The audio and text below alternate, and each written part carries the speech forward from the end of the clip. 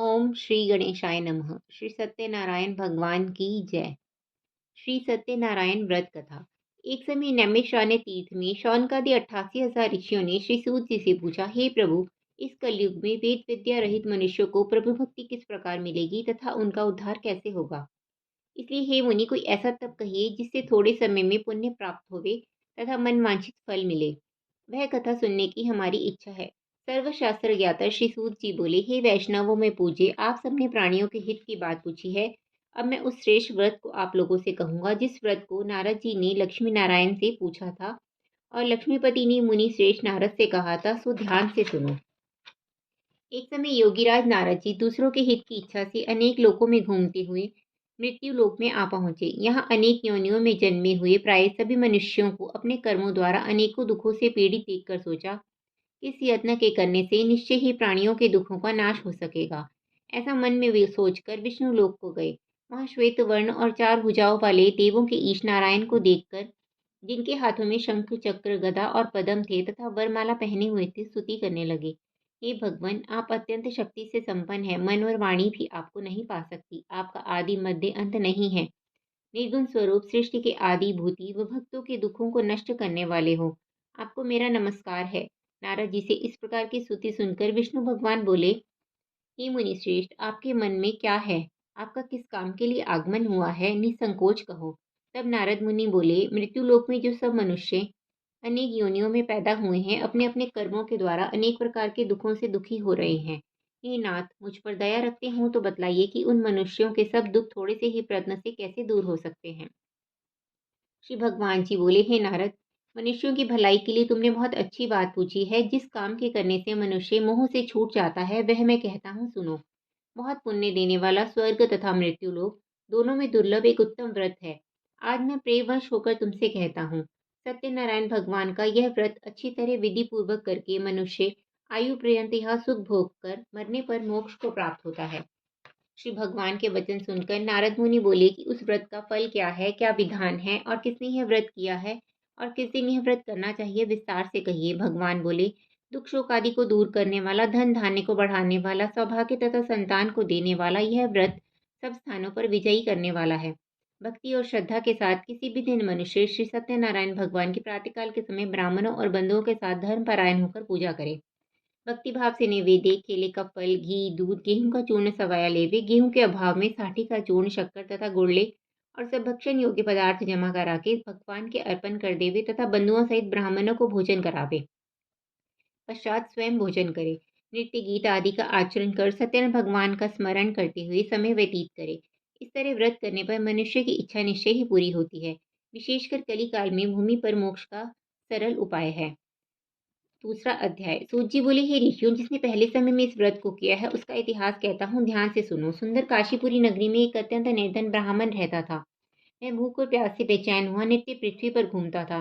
ब्राह्मणों से प्रेम करने वाले भगवान ने ब्राह्मण को दुखी देखकर बूढ़े ब्राह्मण का रूप धर उसके पास आदर के साथ उससे पूछा, हे विप्र, नित्य दुखी हुआ पृथ्वी पर क्यों घूमता है? हे श्रेष्ठ ब्राह्मण, ये सब मुझसे कहो, मैं सुनना चाहता हूँ। ब्राह्मण बोला, मैं निर्धन ब्राह्मण हूँ, भिक्षा के लिए पृथ्वी पर फिरता हूँ।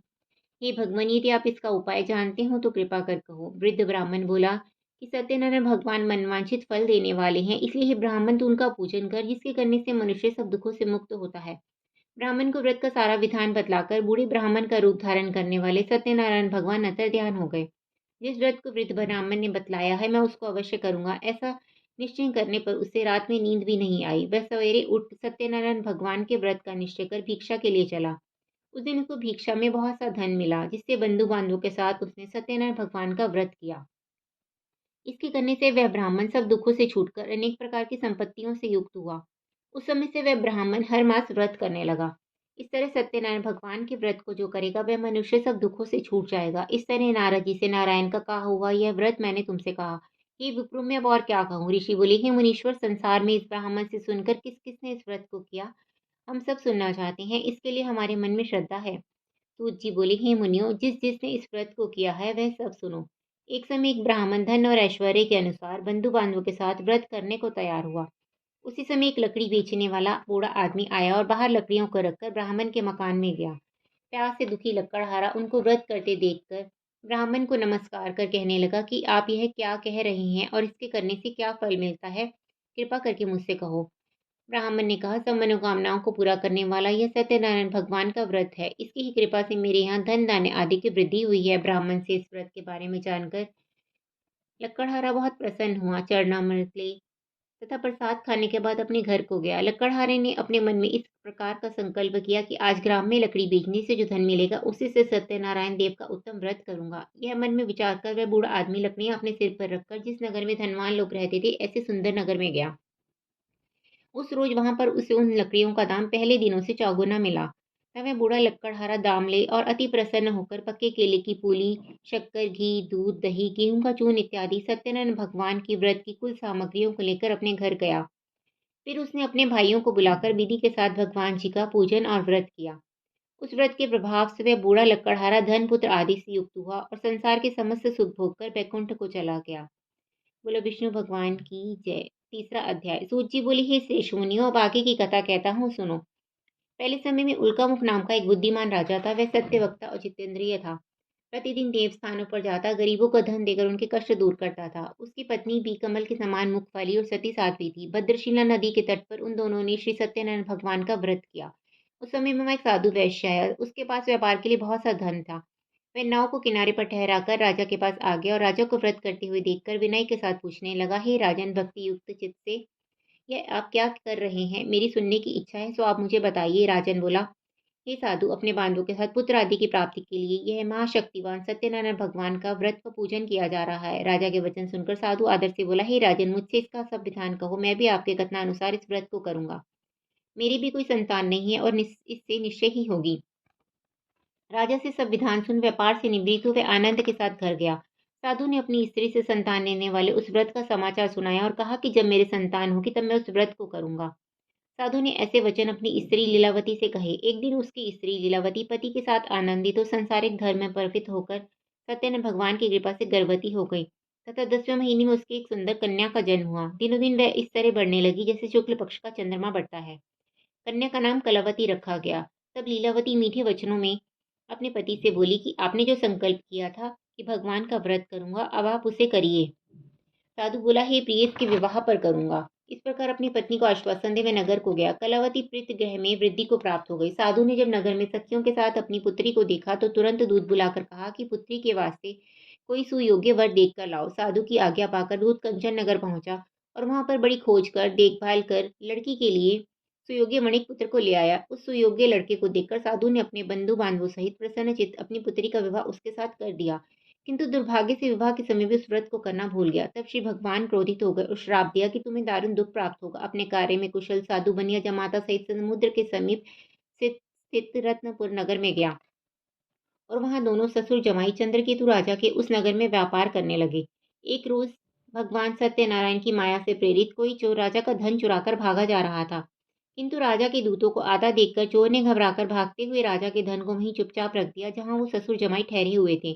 जब दूतों ने उस साधु वैश्य के पास राजा के धन को रखा देखा तो वे दोनों को बांधकर ले गए और प्रसन्नता से दौड़ते हुए राजा के समीप जाकर बोले, ये दो चोर हम पकड़ कर लाए हैं, देखकर आज्ञा दे। तब राजा की आज्ञा से उनको कठोर कारावास में डाल दिया और उनका सब धन छीन लिया। सत्यनारायण भगवान के श्राप द्वारा उनकी पत्नी भी घर पर बहुत दुखी हुई और घर पर जो धन रखा था चोर चुरा कर ले गए।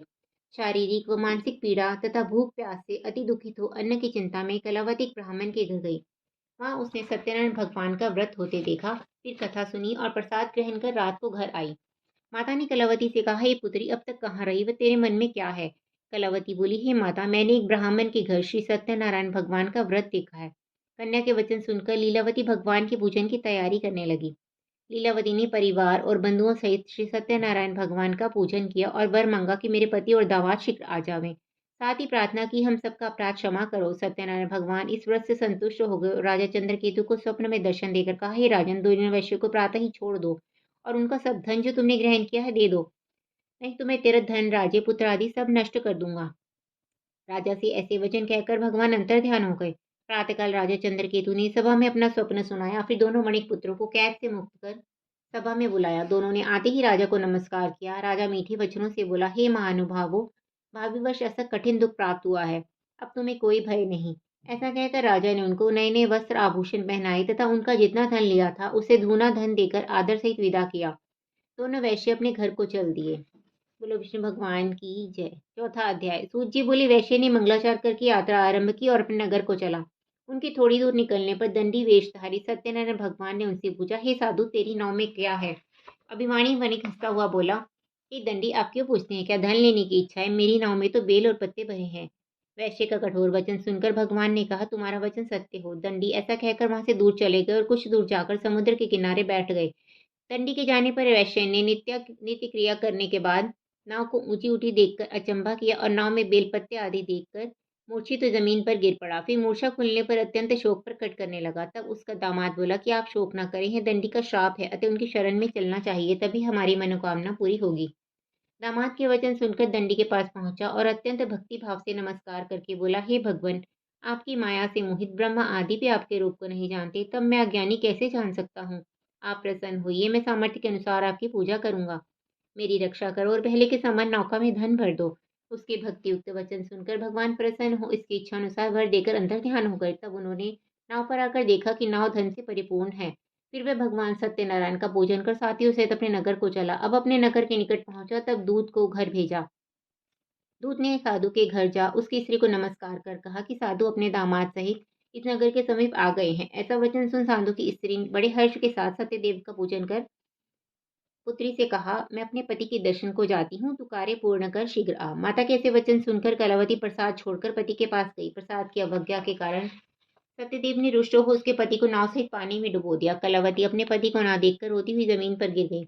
इस तरह नौका को डूबा हुआ और कन्या को रोता हुआ देखकर साधु दुखी तो बोला, हे प्रभु, मुझसे या मेरे परिवार से जो भूल हुई है उसे क्षमा करो। उसके दीन वचन सुनकर सत्यदेव प्रसन्न हो गए और आकाशवाणी हुई, हे साधु, तेरी कन्या मेरे प्रसाद को छोड़कर आई है, इसलिए इसका पति अदृश्य हुआ है। यदि वह घर जाकर प्रसाद खाकर लौटे तो इसे पति अवश्य मिलेगा। ऐसी आकाशवाणी सुनकर कलावती ने घर पहुंचकर प्रसाद खाया, फिर आके पति के दर्शन किए। तत्पश्चात साधु ने बंधु बांधव सहित सत्यदेव का विधि पूर्वक पूजन किया।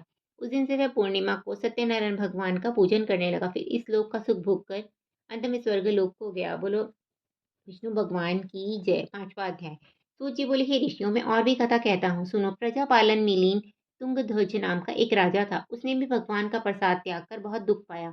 एक समय वन में जाकर वन्य पशुओं को मारकर बड़ के पेड़ के नीचे आया। वहां उसने ग्वालों को भक्ति भाव से बांधवों सहित सत्यनारायण जी का पूजन करते देखा। राजा देखकर भी अभिमानवश वहां नहीं गया और ना नमस्कार ही किया। जब ग्वालों ने भगवान का प्रसाद उसके सामने रखा तो वह प्रसाद को त्याग कर अपनी सुंदर नगरी को चला।